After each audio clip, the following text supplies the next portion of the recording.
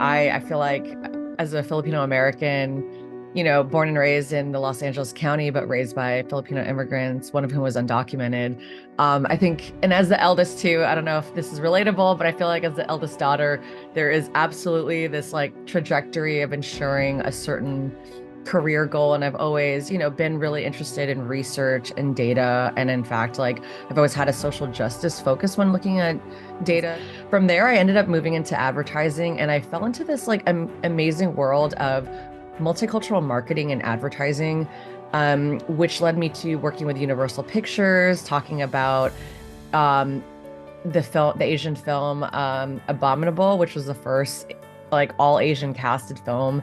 And I started to see the change of like, oh, finally our stories are hitting that tipping point. And so kind of around that same time, my dad got sick when I was 28 and I became a caregiver, and suddenly storytelling became everything to me.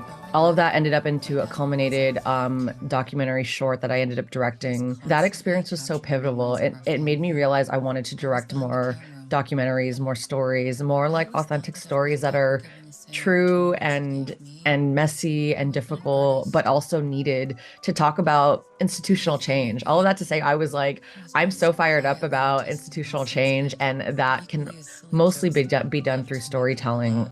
There is a restaurant in Los Angeles that's been around since 1980s called LA Rose. It's a Filipino restaurant that I've talked to the owner many times. It's where I go for my birthday because for my birthday, I often honor my dad who had passed already in 2020 to celebrate him and honor him. That to me would be a great, first protagonist partner I'd love to kind of showcase and tell his story. And because he was also an immigrant, I think he's got such a rich experience of just like explaining what it's like to be queer.